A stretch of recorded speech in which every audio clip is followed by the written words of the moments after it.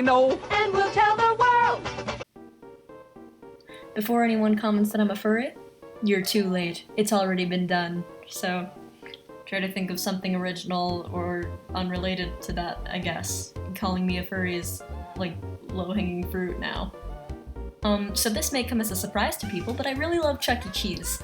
That probably doesn't come as a surprise to anyone, but I do love Chuck E. Cheeses. I've always really liked animals, and I've always thought robots were super cool, so when I found out that you could combine the two, my little child brain exploded. I find animatronics super interesting, and I'm planning on buying a 7-foot-tall robot wolf named Rolf once I have my midlife crisis.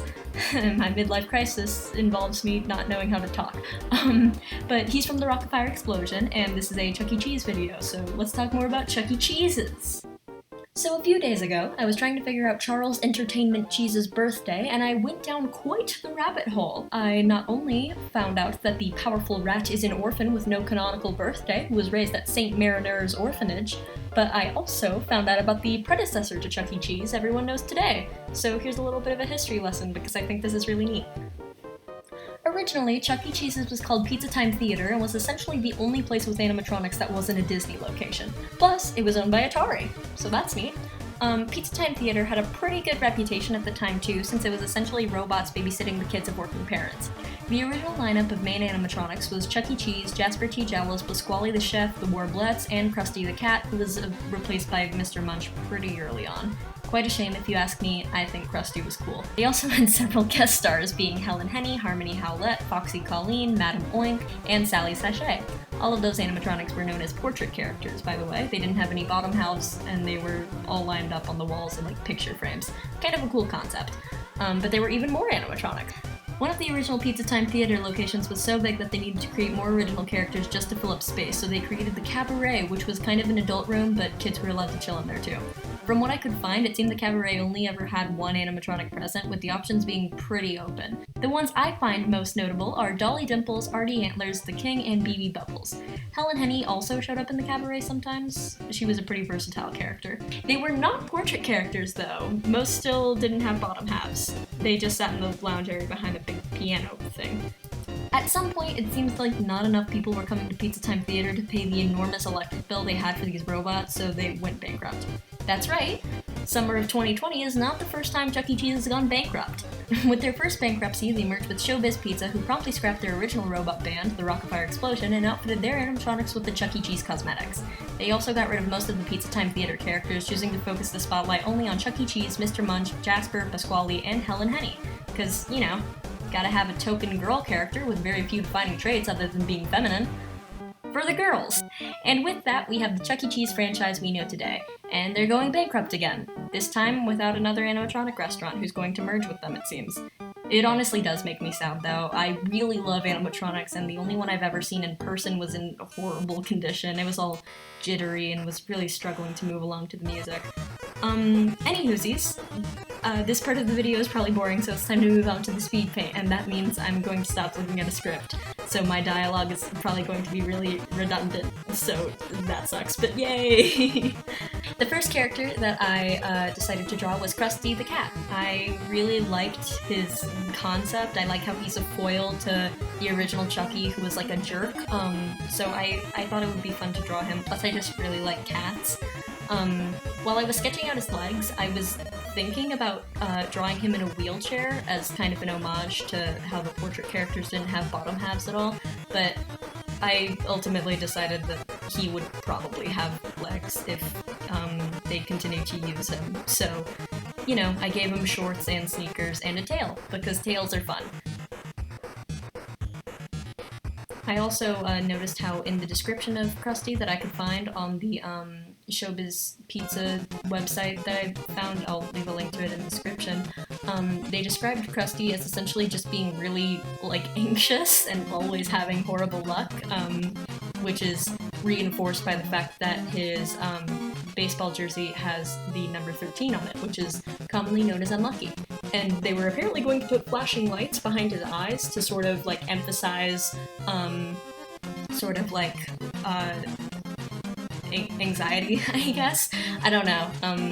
It was there to emphasize something, but I'm not sure if it was anxiety. He also is on a baseball team, so I gave him the little baseball bat in the top, portrait of him, I guess.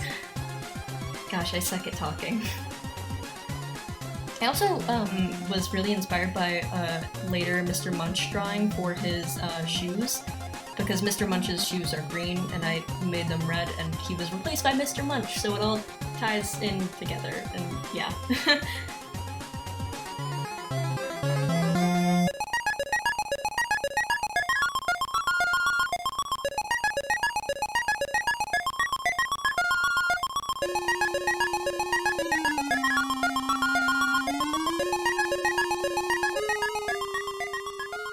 I'm honestly very sad that they got rid of Crusty. I liked the original Chuck E. Cheese character concept where Chuck E. Cheese was really mean to everyone and Crusty was his foil. Next up, Jasper T. Jowls. Before I got more into the older version of Chuck E. Cheese, Jasper was my favorite. I really like dogs. Plus, he's a country boy, and I'm a country gal, born and raised in the South. This is the part where I started being in a call with Bolt. Hi, Bolt. I had to cut out a bunch of stuff where I was switching between windows because I had to answer his call and then screen share with him and stuff. I also couldn't really nail down what design I wanted to do of Jasper. I really like all of the designs of him, but they're all kind of very different. The main thing that they kept was that he plays a string instrument, is a country boy, and is a dog. So I kind of tried to merge the upper one with the lower one, and I'm not sure if it really worked out. I think I mostly just went with the upper one.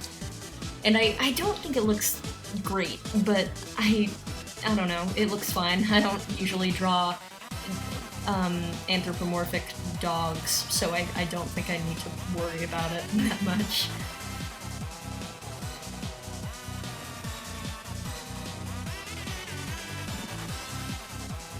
Man, the first time I tried to record this video, there was a lot more to say.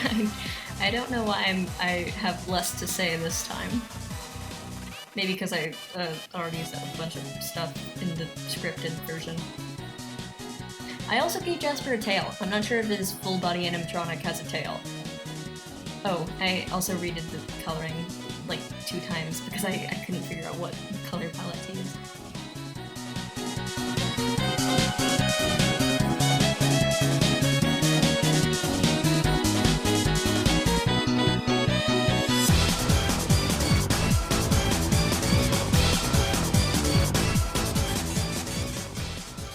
That's Jasper. And now, Harmony Howlett. Apparently, Harmony was one of the more memorable, guest stars that they had. A lot of people seem to really like her, despite her being so scary. I don't know why they made her look like that with her animatronic. She's terrifying. But she ended up being in a coloring book and also a calendar and also I think a couple of posters, so apparently she was very memorable. I do think her design is kind of cute though. I think in concept it's really cute. I like the braid pigtail thing she has going on. I like how she's kind of dressed like she's going to do a, oh gosh, what are those things called? There's these shows that people put on around here that are where you show off cattle and sheep and stuff. I don't remember what they're called because I've never been to one. But a lot of people I know go to them. But she's dressed up like she's going to one of those. She's going to a rodeo, kind of. She also has really cool cow boots. Cow boots? Yeah, they're called cow boots, right? I don't know. I'm only kind of a country girl. I was born and raised in the South, but I also don't know anything. But she has very cool boots. I know a lot of people at my school who would be extremely jealous to have those. Her design is cute though. It's just a shame that they made her look scary. If I saw that in Five Nights at Freddy's, that would be the scariest one. Move over, Springtrap. Harmony Howlett's in town.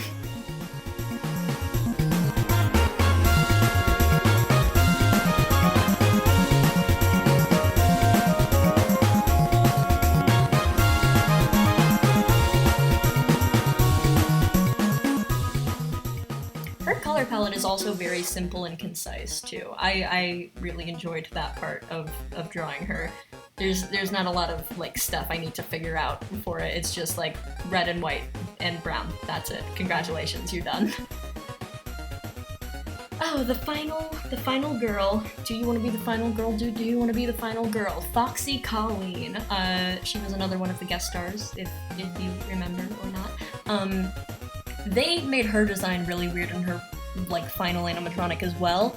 I believe they changed it so that she could be a like simple cosmetic change of Sally Sachet, but I personally find her original design to be so much cuter. It's the bottom one. It has a lot of like clover motifs because she is Irish. Colleen is actually a Irish term for lass, and so her real name is like Foxy Flanagan, I believe. But yeah, I think her design is pretty cute. The bottom animatronic is not necessarily cute, but I do think it's more visually appealing than the top one. I think it's also more appealing just because they use like actual red fur for the fox part, and her hair does not look just like it's an extension of her fur. I find that really weird when people are like drawing animals. Gosh, I need to cut that out, sorry. I got distracted by a thing. Now I'm just coloring it in. A lot of green, a lot of white. Pretty simple.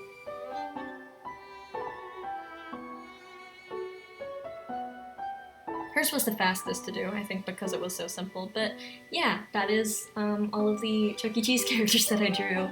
I was going to draw others, but then I had to hang out with my sister and stuff, and I also just really want to avoid drawing certain characters, such as Mr. Munch. I really don't like Mr. Munch. Anyways, thank you for watching this weird speed paint. It's really strange that I'm hyperfixated on a dying pizza franchise, but I really appreciate that people are willing to indulge it, I guess. But yeah, I hope you enjoyed my weird history lesson and my weird drawings of like anthropomorphic animals. Yeah, have a nice day, have fun, stay safe.